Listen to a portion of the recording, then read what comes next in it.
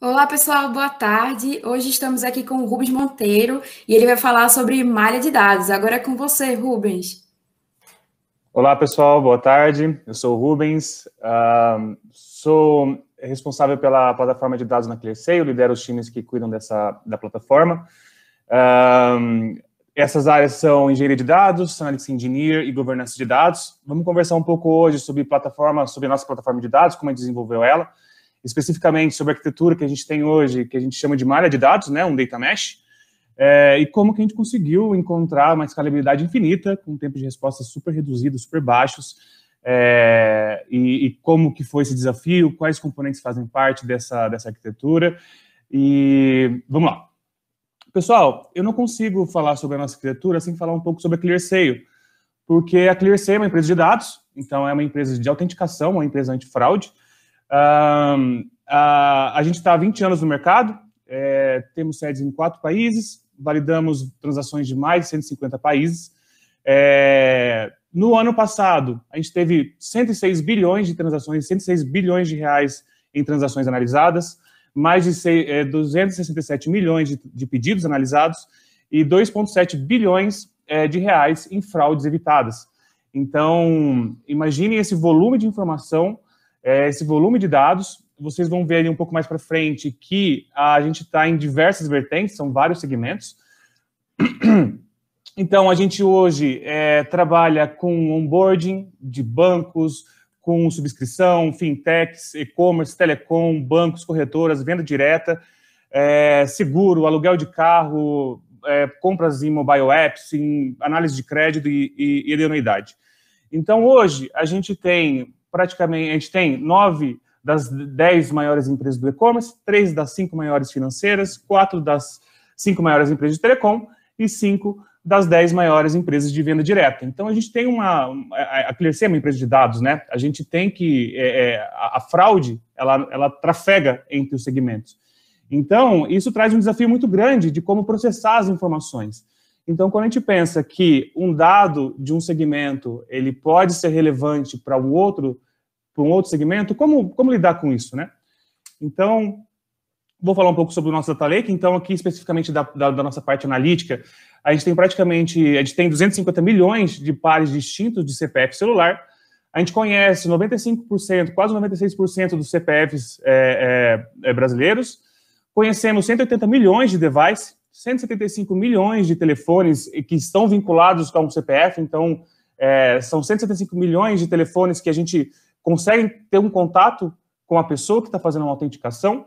Temos mais de 2 milhões de novos telefones por mês, 80 milhões de hotmails, muito similar à questão do telefone, onde a gente consegue encontrar as pessoas através do e-mail, e são mais de 500 mil transações analisadas por dia. Isso é uma média, a gente tem dias que tem muito mais e dias que são mais reduzidos, como os finais de semana, né? E onde a gente aplica? Eu separei 2 produtos que a gente aplica essa tecnologia. São só 2 exemplos, tá, pessoal, de produtos que a gente tem. Vamos falar aqui primeiro do e-commerce. Então, como é que funciona a nossa solução? Num fluxo muito simplificado. A loja vai receber um pedido, uma pessoa fez uma transação, fez uma compra, esse pedido vai vir para a gente. A gente tem uma centena, milhares de modelos de machine learning diferentes, ensembles, que têm propósitos diferentes. Esses modelos vão buscar as features, que estão em vários bancos de dados, a gente vai chegar lá como é que é essa arquitetura, traz essas features, scoram, e aí a gente tem uma aprovação automática, super alta, e o que não for aprovado automaticamente é desviado por uma análise manual ou um segundo fator de identificação, onde a gente manda um SMS, manda um WhatsApp, manda um e-mail, pedindo para aquela pessoa autenticar, ou a gente, em situações mais complexas, de maior risco, ligamos para a pessoa que fez aquela compra. Toda essa análise humana, todo esse segundo fator de autenticação, ele retroalimenta o nosso machine learning. Então, todas essas decisões, tudo que vai acontecendo no processo transacional, vai alimentando e melhorando nossos modelos, tá? Esse é um outro exemplo de onboarding. Então, estou querendo entrar numa corretora, entrar num banco, numa fintech, estou querendo fazer uma subscrição de uma conta de telecom. A gente também tem um produto que faz uma autenticação. Então, você vai entrar ali no aplicativo, vai colocar suas informações. A partir da informação, a gente vai encontrar o CPF, as informações do dono daquele CPF, e se for um fraudador, ele não vai conseguir se autenticar, tá? Então, esses são 2 exemplos de produtos que a gente tem, que estão no universo da fraude. E, pessoal, a gente faz tudo isso muito rápido. A gente consegue suportar volumes absurdos de informação. Como é que a gente faz isso, tá, pessoal? Antes de falar um pouco do Data Mesh, o que vale a pena falar aqui?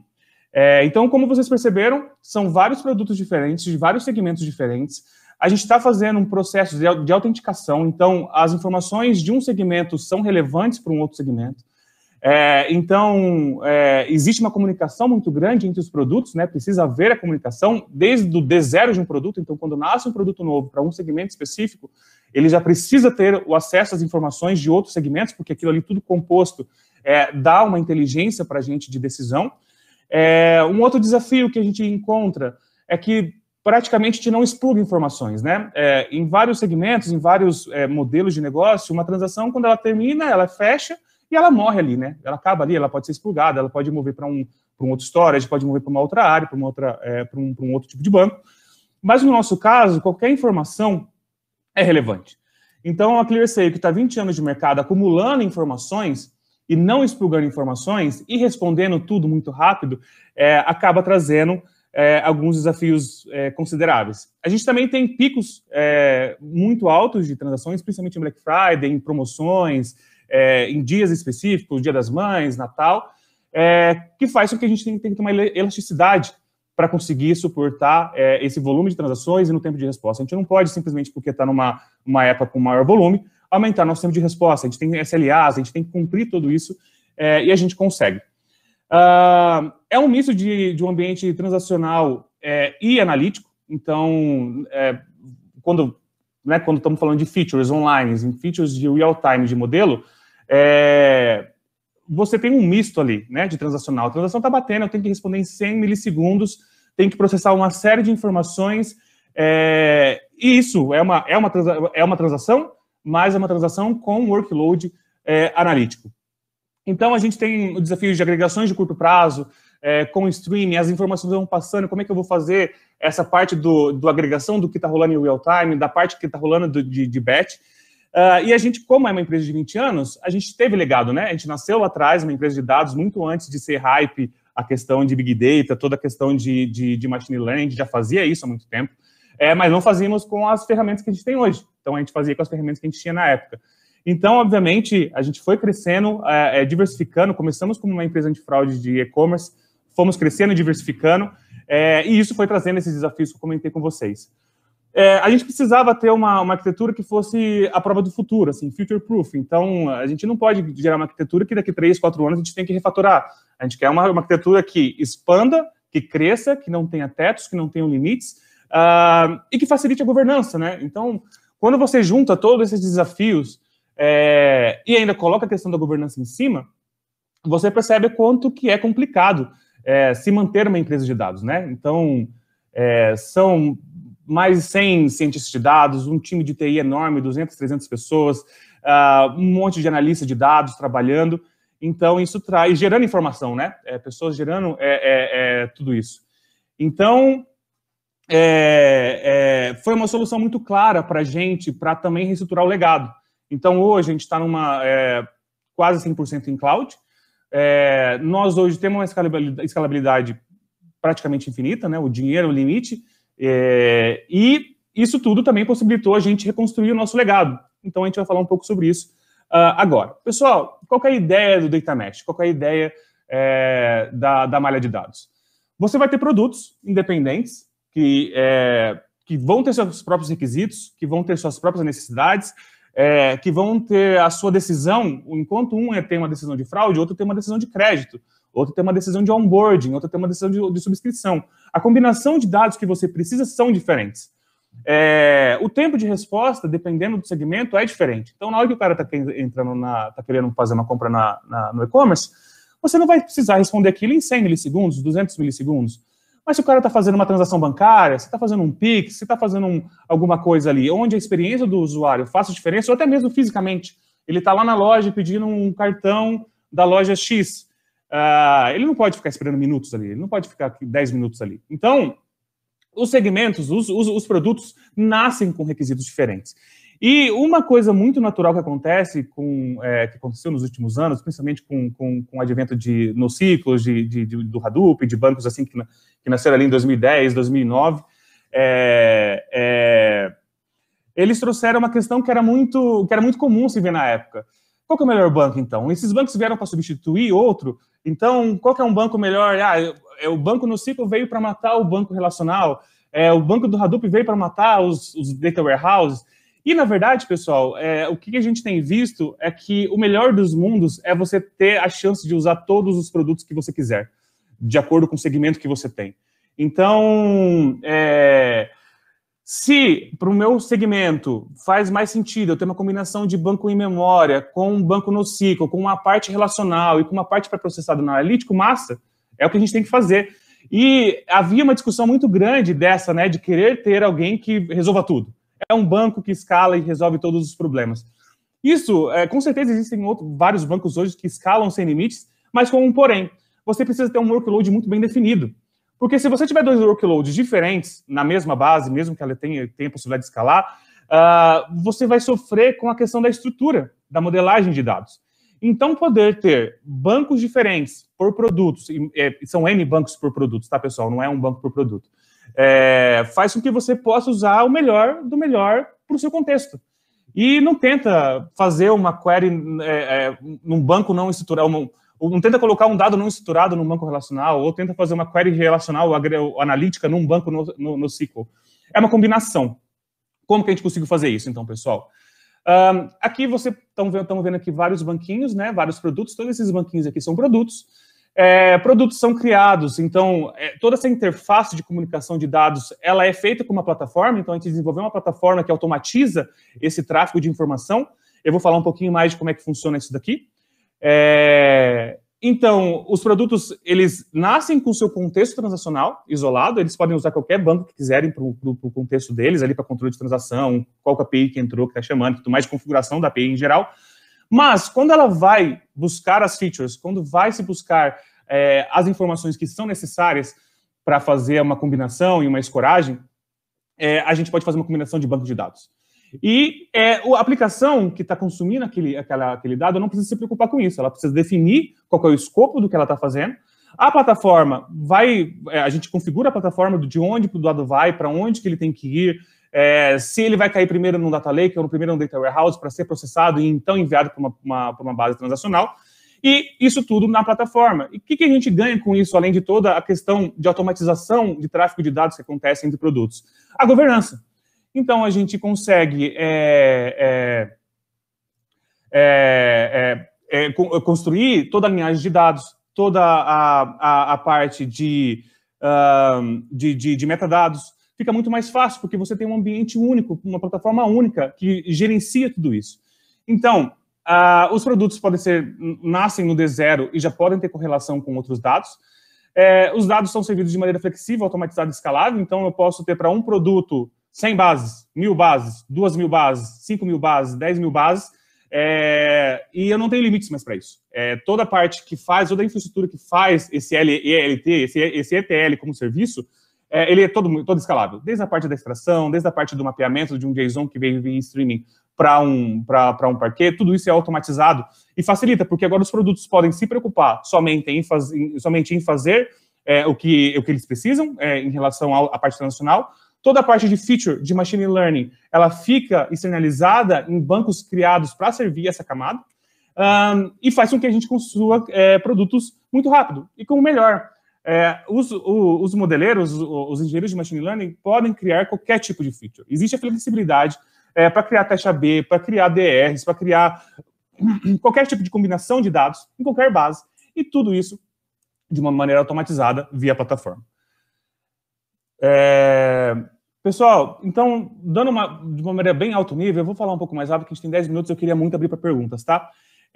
O que acontece? Então, do lado esquerdo aqui, a gente tem dados transacionais de diversos produtos, não precisa ser necessariamente transacional, pode ser bases públicas, pode ser bases históricas e tudo mais. A gente vai ter uma extração ou não desses eventos, uma ingestão, um processamento e uma distribuição. No meio do caminho fica a plataforma de dados, no final também ficam os produtos. Então, tem produtos de um lado, tem a plataforma no meio e tem os produtos do outro. Então, no lado esquerdo, você vê que são dados que tiveram origens sistêmicas, são produtos gerando informações o tempo todo, dados históricos, bases que vieram. Isso passa pela plataforma e a plataforma distribui esse dado. Esse dado ele pode ser pré-agregado antes, ele pode ser pré-processado antes no Data Lake ou no Data Warehouse, e depois sai só a versão final dele. Não necessariamente não precisa ser só assim. A gente pode fazer uma combinação de pré-agregações, de pré-calculados com real-time, e a combinação dele me dá a visão geral do histórico daquele dado que eu estou buscando, tá, pessoal? Então, quando eu falo de extração, vale a pena aqui falar sobre uma questão que é o seguinte, no nosso caso, como a gente tinha um ambiente legado, que a gente precisava extrair as informações, e existia um custo muito grande de pedir para que toda aplicação, que é muito complexa, que é enorme, lançasse os eventos que a gente precisasse escutar para transferir. Então, a gente falou assim, cara, então se a gente não vai conseguir fazer isso agora, vamos fazer o seguinte, vamos direto na fonte. E foi o que a gente fez. A gente praticamente considerou os bancos como fonte única de verdade, extraímos as informações de lá e de lá pode ir para qualquer lugar. Porém, nos produtos mais novos e na refatoração que a gente tem feito, não existe mais isso. O que acontece agora é que todos os eventos passam por um log streaming, então no nosso caso é o Event Hub, mas é muito similar a um Kafka. E essa informação, então, ela é agregada, eu posso agregar ela e mandar ela para qualquer lugar. Tudo isso automatizado, tudo isso de uma maneira escalada. Os componentes, então, que a gente desenvolveu para essa plataforma foram o extrator. Então, inclusive, esse extrator, pessoal, a gente está em meados de colocar ele como open source, então as pessoas vão poder usar esse extrator para qualquer tipo de necessidade, não necessariamente só para um cenário como este de Data Mesh, mas qualquer um. O Data Bridge, que é um cara, então, como eu falei agora há pouco, o produto gera informações, gera eventos. Esses eventos são JSON, são não estruturados na maioria das vezes, né? E a gente precisa normalizar as informações para que a gente possa fazer queries analíticas em cima dela, criar informações a partir delas. O Data Bridge é um cara que escuta os eventos e agrega esses eventos para ser distribuídos. O Dataproc, que é o gestor, ele ingere tanto para bancos nacionais como para bancos analíticos, e o DataWatch, que é um cara que faz a comparação entre a origem e destino e faz uma série de monitorias no ambiente, porque, como vocês estão percebendo, o dado, ele sai de um lugar, mas ele vai cair em vários. A gente precisa garantir que todos os lugares estão consistentes com a origem. A gente usou uma combinação grande de tecnologias para fazer isso, tá, pessoal? Aqui tem uma lista grande. Destaca aqui para o Hyperscale e para o Synapse, que são os dois principais bancos que a gente tem usado, um relacional e o outro é um banco colunar analítico. Recentemente, então, a gente descontinuou o uso do Airflow, usamos por muito tempo, e estamos usando agora o Argo Workflows e o CD, que auxiliou muito na questão do deploy de pipelines automatizados. Então, é uma combinação de várias tecnologias que a gente usou para compor essa malha de dados. Uma coisa que é muito legal falar também, pessoal, é que a gente tem uma proximidade muito grande com a Microsoft, a gente trabalha direto com os engenheiros de lá. Então, tanto no Hyperscale quanto no Synapse, onde a gente começou a usar ainda na época do Preview, já colocando alguns workloads relativamente menos críticos, mas mais produtivos, a gente conseguiu influenciar muito na construção do produto. Então, a gente encontrava bug, corrigia, arrumava com os caras, passava as features que a gente achava que tinha que existir, e a gente conseguiu influenciar praticamente uma ferramenta global, que hoje várias empresas usam, mas de uma maneira muito direta. Então, eu queria mostrar para vocês um vídeo sobre essa parceria. ClearSale is a global technology company, so we are specialized in fraud detection, identity authentication, and credit score in more than 150 countries. Every day, we receive a huge amount of data. Since we are running on on-premises solutions, we couldn't scale vertically in a way that our data were growing. The partnership between Microsoft and ClearSale was really great. Their ideas and support really helped us to move our solutions to the Azure environment. With Azure now, and combining all the products that Azure offers us allows us to scale and achieve these faster responses that our clients need. The scalability is the key for us in this migration. With Microsoft solutions like Azure Hyperscale and Azure Synapse, we have a comprehensive environment for this job. Our solution works with real-time predictions using advanced machine learning models. Having Azure Hyperscale to use as a data serving layer for our APIs and other workloads that we have really helped us with regular maintenances that usually data services administrators have to do. Azure Synapse was able to solve a substantial problem for us. we can build pipelines without worrying about store space, for example, or processing power, as it is really easy to scale.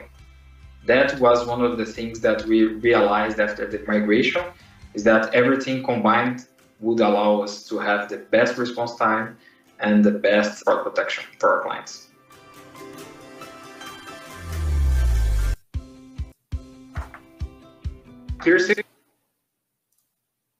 Pessoal, legal. Eu vi que já tem uma pergunta aqui, a gente tem muito pouco tempo, 4 minutos só.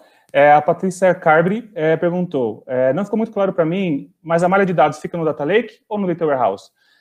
Na verdade, Patrícia, a malha de dados ela é mais abstrata, ela fica em cima. Então, o Data Warehouse e o Data Lake fazem parte da malha de dados. Então, a malha de dados, no geral, eu posso ter um monte de bases relacionais, um monte de bases não relacionais, o Data Lake, o Data Warehouse.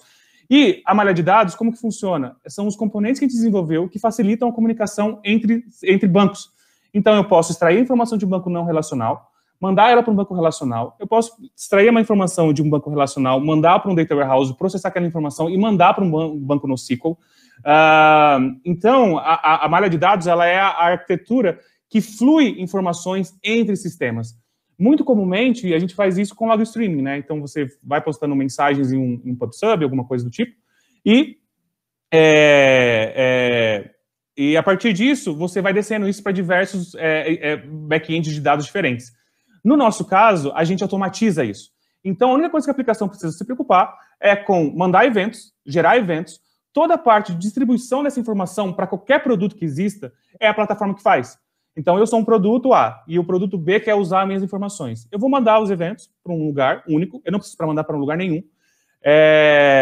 A partir disso, toda a configuração que a gente fez para os dados fluírem para outros bancos, ele é feito automatizado. Então, a malha de dados ela é mais completa, ela é mais ampla, ela é mais abstrata, ela fica em cima, enquanto embaixo ficam todos os backends de dados que a gente queira usar. Tomara que eu tenha respondido você, Patrícia. Abigail, quer entrar na tela e fazer mais uma pergunta?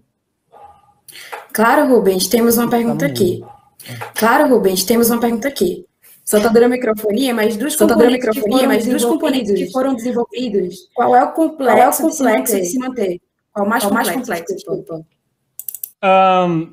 Olha, por incrível que pareça, acho que da monitoria. Fazer os componentes de tração, de ingestão, é relativamente mais fácil, mas monitorar o ambiente como um todo, de maneira geral, comparando as informações dos dados que estão em vários lugares, traz muitos desafios, porque você vai ter muitos poréns, muitas situações diferentes, muitas situações atípicas, e fazer com que a monitoria seja capaz de detectar isso automaticamente e consiga evitar falsos positivos, falsos negativos, é a parte mais complicada. Muito bom. Acho que a gente vai ter que dar a última aqui. Como lidar com transações fora de ordem? É um pouco difícil responder essa pergunta, porque depende muito do contexto, mas de maneira geral, o que a gente faz quando a gente precisa lidar com ordem é fatiar em partições onde aquela ordem seja garantida. Então, hoje a gente tem usado vários Event Hubs, vários log streamings para conseguir dar vazão às informações, mas se alguma coisa precisa ficar em ordem, a gente usa uma partição especificamente. Se isso trouxer algum desafio de escala, a gente pensa, mas até hoje a gente não teve um problema, a gente conseguiu dar vazão o suficiente a partir de partições independentes. Fechou, Abigail? Obrigado por ter feito as perguntas. Muito obrigada. Obrigado, pessoal. Boa tarde. Até logo.